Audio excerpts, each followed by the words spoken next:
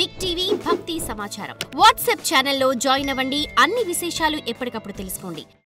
లక్ష్మీదేవి అలిగిందట, నా నివాస స్థానాన్ని తన పాదంతో అపవిత్రం చేశాడే, అయినా నువ్వు అతన్ని ఏం చేయలేదు గనక నేను వెళ్ళిపోతున్నానని లక్ష్మీదేవి పాల సముద్రంలోకి వెళ్ళిపోయింది. ముల్లోకాల్లో ఐశ్వర్యం లేదు,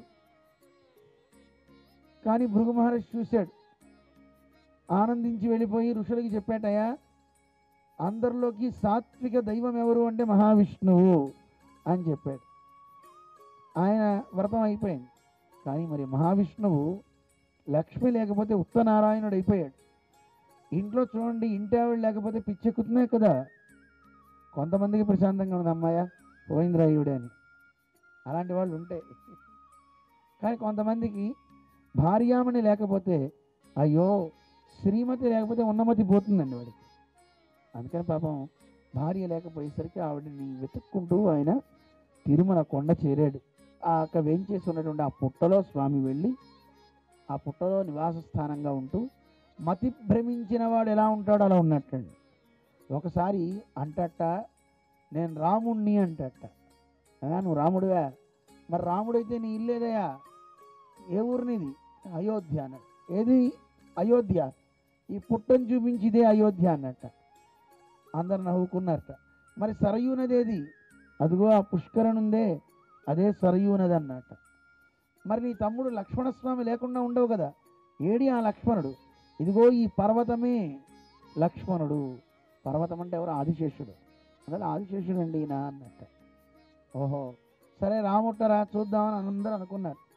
కానీ మళ్ళీ ఒకరోజు అయిన తర్వాత నేను కృష్ణుడిని అన్నట్ట. నువ్వు కృష్ణుడివా? అయా, కృష్ణుడు ఏ ఊరిలో ఉంటాడో చెప్పవయా? నీ ఊరు పేరేంటి? రేపల్లె. ఏది? ఇదిగో ఈ పుట్టే రేపల్లె అన్నట్ట. మరి యమున అనేది ఎక్కడుంది? అదిగో యమున, ఆ స్వామి పుష్కరిణి అన్నట్ట. తిరుమల చూసారా పిల్లలు? ఎంతమంది చూశారు? అక్కడ స్వామి పుష్కరిణి నదిని చూసారా? చిన్న సరస్సు. ఎంతమంది చూశారు? చూసారా? స్నానం చేశారా? అబ్బో, మంచోళ్ళేరా. అటువంటి గొప్ప చాలామందిని అడిగాను, పుష్కరిణి చూసారా అంటే తెలియదు అన్నారు. మరి వరాహస్వామిని చూసారా? తక్కువ మంది చేతులు ఎత్తుతున్నారు. మేము వెళ్ళిన చోట అడిగితే ఎవరు చూడలేదన్నారు. వెంకటేశ్వరం చూసావా? చూడలేదన్నాడు. అదేమిటంటే పక్క వాళ్ళు ఆగేసేదండి. మరి ఏం చూసావరా? లడ్డూ రుచి చూశానండి. అక్కడికి వెళ్ళి లడ్డూను పులిహార ఇవి తింటున్నారు తప్ప కొనుక్కొని దేవుణ్ణి చూద్దాం, అక్కడున్న సరస్సులు చూద్దాం. 60,000 కోట్ల తీర్థాలు ఉన్నాయండి ఆ కొండ మీద. ఎన్ని తీర్థాలు? 60,000 కోట్ల తీర్థాలు ఉన్నాయి. మనకు ఒక పుష్కరిణి చూస్తున్నాం, ఇంకా చాలా ధారలు ఉన్నాయి. ఇప్పుడు చెప్తా మీకు. కుమారధార, అలాగే మనం చూస్తూ ఉంటే అసలు ఎన్ని పుష్కరులు ఉన్నాయో. జాబాలి తీర్థం, కాయరసాయన తీర్థం, అది చాలా అద్భుతమైన తీర్థం అండి. కాయరసాయన తీర్థం తెలుసా మీకు? కాయరసాయన తీర్థం, కాయరసాయన తీర్థం ఒక తీర్థం ఉందండి.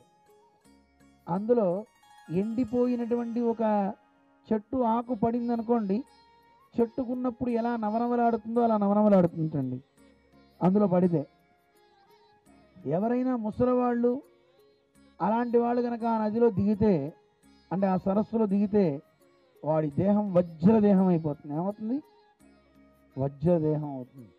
చెప్పమంటారా మీ అందరికీ ఆ తీర్థం ఎక్కడుందో? కావాలా? ముసలితనం ఎంతమందికి వద్దు? ఏమన్నా చిన్నపిల్లలు ఎత్తుతున్నారు కానీ ముసలివాళ్ళు ఎత్తట్లేదు. ముసలితనం అంటే ఎవరికైనా ఇష్టం ఉంటుందా పిల్లలు? ఎందుకు ఇష్టం ఉండదు? మన పని మనం చేసుకోలేము, చాలా కష్టం. కానీ వద్దన్న ఆగుతుందా? ఆగదు. చిన్నపిల్లలు పెద్దవాళ్ళై తప్పకుండా ముసలివాళ్ళం అవుతాం, అందరం అవుతాం, ఎవరైనా అవుతారు. కానీ ముసలితనంలో కూడా గట్టిగా ఉండాలా వద్దా? ఉండాలి. అలాంటి వార్ధక్యం మనకి ఏ రకమైన ఇబ్బంది కలిగించకూడదంటే మనం ఏం చేయాలి?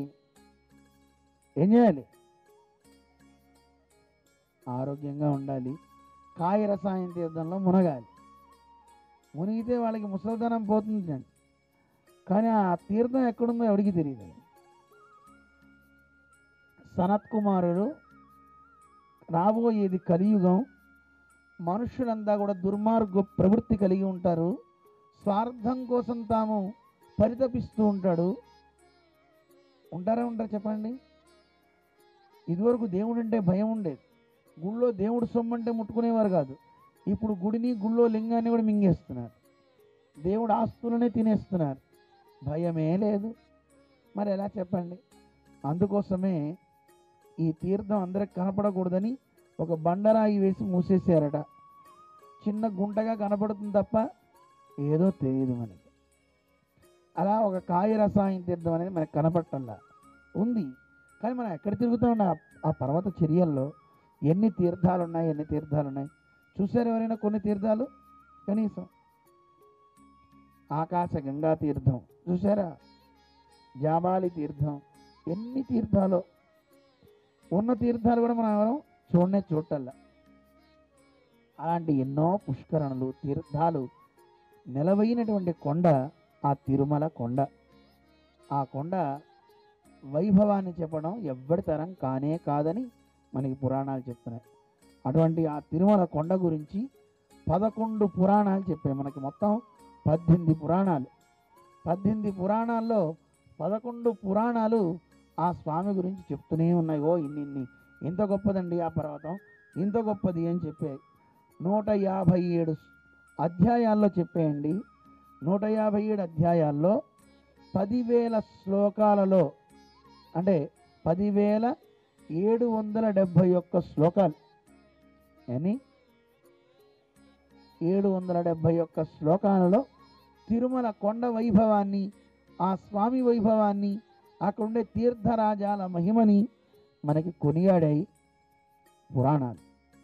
ఎన్ని పురాణాలు? 11 పురాణాలు. మరి మీరు చెప్పండి, ఇప్పుడు క్షేత్రం గురించి చెప్పాయంటే తిరుమలంత గొప్ప క్షేత్రం ఇంకోటి ఉందా? అందుకే ఈ భూమండలాల్లో ఎక్కడ తీసుకున్న భువనాల అన్నిట్లోనూ తిరుమలతో సమానమైనటువంటి క్షేత్రం ఇంకోటి నా భూతో నా భవిష్యత్తు, భూతకాలంలో లేదు, భవిష్యత్తులో రాదు.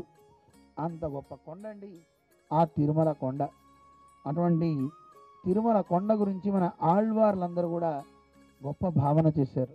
ప్రహ్లాదుడు, అలాగే అంబరీషుడు, ఇలాంటి మహనీయులంతా కూడా అలాంటి పరమపవిత్రమైన పర్వతాన్ని కాలుతో తొక్కకూడదని వాళ్ళంతా కొండ కింద మాత్రమే నిలబడి పైనుంచి వచ్చే జలాలన్నింటినీ ఆ కపిల తీర్థం అంటున్నారు, ఆ కపిల తీర్థంలో స్నానం చేసేవారట. అటువంటి గొప్ప క్షేత్రం అండి తిరుమల. దాని మీద పాదం పెడితే మనకి దోషం అంటుతుంది అనుకున్నారు ఆ రోజుల్లో. ఇప్పుడు ఎన్నెన్నో పనులు చేస్తున్నారు అనుకోండి. అంత పరమ పవిత్రమైన కొండ. అటువంటి పర్వత రాజం యొక్క వైభవాన్ని, ఆ స్వామి యొక్క వైభవాన్ని మనం తెలుసుకుంటున్నాం. అందువల్ల ఆ కొండ మీద ఉన్నవాడు రాముడు, కొండ మీద ఉన్నవాడు కృష్ణుడు. అందువల్ల ఒక్కొక్క యుగంలో ఒక్కొక్క స్వామిని చేస్తున్నాం కదా. కృతయుగంలో ఎవరిని ఆరాధించేవారని చెప్పా? నరసింహస్వామి. కృతేతు నరసింహో భూత్ త్రేతాయాం రఘునందన. త్రేతాయుగంలో రామచంద్రుణ్ణి, ద్వాపరే వాసుదేవశ్చ యదాప్నోతి తదాప్నోతి కలౌ వెంకటనాయక. కలియుగంలో అందరికీ నాయకుడు ఎవరండి? వెంకటేశుడు. ఆయన తప్ప ఇంకో గొప్ప దైవం ఇంకోటి లేనే లేదని మనకి పురాణాలన్నీ చెప్తున్నాయి. అంతటి గొప్ప దైవం గురించి మనం చెప్పుకుంటున్నాం. ఈరోజు మనం ఆ స్వామి గురించి వింటుంటే మన చెవులు పరమ పవిత్రం అయిపోతాయండి. ఆ చెవులలోంచి శబ్దాలన్నీ లోపలికి వెళ్తాయి కదా, తనువు శరీరాన్ని మొత్తాన్ని కూడా ఒకసారి పునీతం చేస్తుంది. 72,000 నాడులు ఉన్నాయండి మన శరీరంలో. ఆ నాడులన్నీ శుద్ధైపోతాయి. అవుతాయా బాబా? అంత గొప్ప మంచి పని చేశారు మీరంతా. For more videos like this, subscribe Big TV channel.